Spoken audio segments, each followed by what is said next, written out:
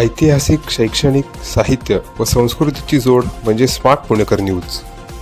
श्री सद्गुरू शंकर महाराज समाधी ट्रस्टतर्फे शिवोपासना महायज्ञ आयोजित करण्यात आला होता. यामध्ये 71 दाम्पत्यांनी धार्मिक विधीत सहभाग नोंदवला.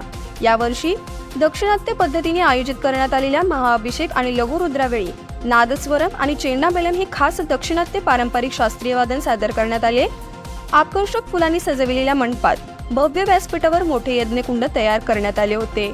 रुद्रमंडळ, ग्रहमंडळ तसेच सर्व देवीदेवतांची या ठिकाणी स्थापना करण्यात आली होती. शिवपिंडावर सर्व विश्वास्तांच्या हस्ते पंचामृताचा अभिषेक करण्यात आला. यावेळी मुख्य पुरोहित वीरेंद्र दीक्षित यांच्या पुरोहित्याखाली 21 घनपाटी औचार्यांनी एकाच लयीत व सुरात रुद्रपठण केले. मंत्रवेदांच्या उद्घोषणाने मठाचा परिसर दुमदुमून गेला होता. पूजा व हवनात प्रत्यक्ष सहभाग लाभल्याने आत्मिक समाधान लाभल्याची भावना प्रत्येकाने व्यक्त केली. ट्रस्टतर्फे सर्व भक्तांसाठी महाप्रसादाचे आयोजन करण्यात आले होते. यामध्ये खास दक्षिणात्य अवियल, सांबार, रस्सम, भात, डाळ, वडा आणि पायसम यांचा समावेश होता. यावेळी विश्वस्त मंडळाचे doctor Mihir Kulkarni, Satish Kokate, Surendra Waikar, doctor PD Patil, Raja Suryavanshi, Nilesh Malpani, Pratap Bhosale सहपरिवार उपस्थित होते.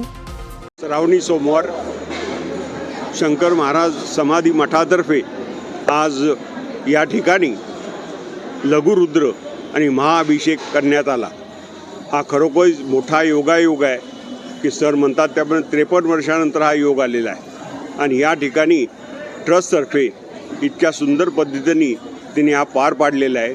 सर्वच भक्तांना आशीर्वाद मिळावेत म्हणून त्यांनी जे केलेले प्रयत्न आहेत ते अत्यंत अप्रतिम आणि अतिशय चांगल्या पद्धतीने केलेले आहेत आणि खरोखरच या ट्रस्टचं काम अतिशय चांगल्या पद्धतीनं वर्षभर वेगवेगळ्या प्रकारे वेगवेगळे जी आपली उपासना आहेत त्या पार करून या ठिकाणी सर्व भक्तांना आशीर्वाद लाभ लाभेल या पद्धतीने ते पार करतात. धन्यवाद.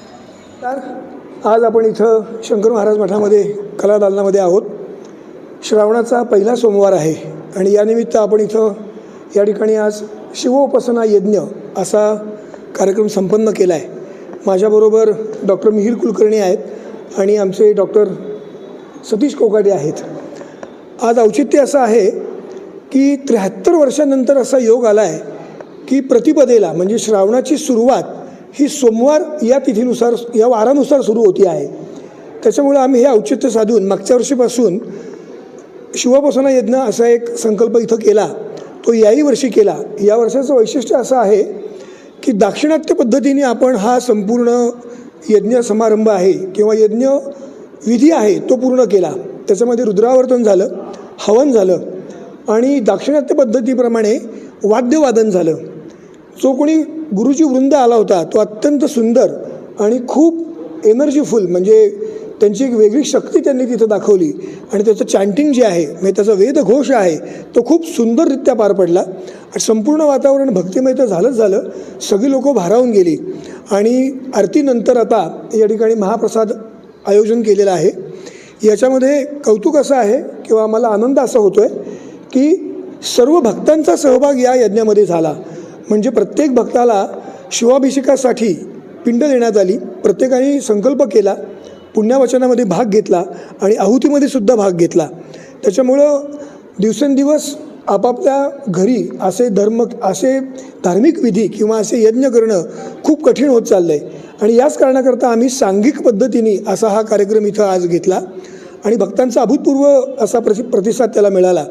कारण 51च फक्त आम्ही दाम्पत्य घेतलं कारण आमची मठातले काही सेवेकरी वर्ग होते. 75च लोकांचं इथं नोंदणी झाली. लोकांची इथं मागणी 1000पर्यंत गेलेली आहे. पण जागेअभावी आणि बाकी सगळ्या त्रुटी असल्यामुळे दरवर्षी असा हा आम्ही उपक्रम करत राहणार आहोत. नवनव लोकांना संधी देणार आहोत.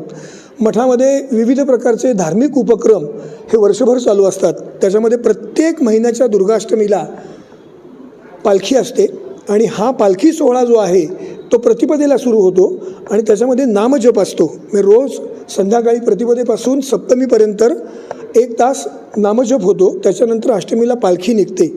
श्रावणामध्ये संपूर्ण श्रावण महिन्यामध्ये प्रत्येक दिवशी वेगवेगळे भजनांचे कार्यक्रम आहेत.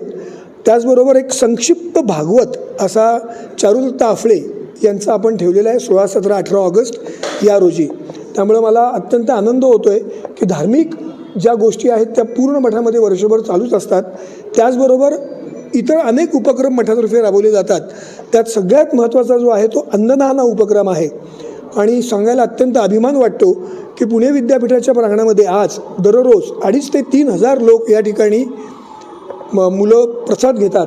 त्याच्याचबरोबर आता गावामध्ये स्पर्धा परीक्षांकरता इंद्रायणी फाउंडेशनतर्फे आणि संयुक्त पद्धतीने शंकर महाराज मठ असं विद्यार्थ्यांकरता सुद्धा अन्नदान केलं जातं. त्याचप्रमाणे Sassoon general hospital, Naidu hospital आणि भारतीय विद्यापीठ मेडिकल हॉस्पिटल इथंसुद्धा रुग्णांच्या नातेवाईकांना दररोज खिचडी प्रसाद दिला जातो. त्याचप्रमाणे दर महिन्याच्या दुर्गाष्टमीला रक्तदान शिबिर घेतलं जातं आणि दर आठवड्याला 4 ठिकाणी ग्रॅव्हिटी ग्रुपनी मठाला फिरता दवाखाना प्रदान केलेला आहे. त्याच्यामध्ये गेले वर्षभर सातत्याने दर सोमवार, मंगळवार आणि गुरुवार, शुक्रवार असा फिरता दवाखाना मठातर्फे चालवला जातो. त्याच्यामध्ये 28,000 पेशंटनी आत्तापर्यंत रजिस्ट्रेशन केलेलं आहे. तसंच प्रत्येक दुर्गाष्टमीला इथं रक्तदान शिबिर घेतलं जातं आणि आज जवळजवळ 13,000च्या पुढे रक्तपिशव्या संकलित झालेल्या आहेत. हाही एक वेगळा उपक्रम आहे. पर्यावरणाच्या दृष्टीने तळजाईच्या टेकडीवर आपण वृक्ष संवर्धन, कारण वृक्षारोपण नव्हे तर वृक्ष संवर्धन असा कार्यक्रम घेतला आहे. पुणे महानगरपालिकेने आपल्याला एक वेगळा भूखंड तिथं दिलेला आहे. त्याच्यामध्ये प्रत्येक गुरुवारी आणि रविवारी सर्व मठातले सेवेकरी आणि कर्मचारी साफसफाई करून प्लॅस्टिक आणि कचरामुक्त तळजाई आणि वृक्षांचं संवर्धन म्हणजे 75च्या सोहळ्यानिमित्त 75 अजान वृक्षांचं सॅपलिंग्स आपण तिथं लावलं आणि संपूर्ण परिसर हिरवागार तळजाईमध्ये केलेला आहे. कारण तिथं टाकी नव्हती. आपण तिथं एक 5,000 लिटरची टाकी बसवलेली आहे. लोकल बरेच कॉर्पोरेटर जे आहेत ते पाण्याची सोय तिथं आमच्यासाठी करतायत.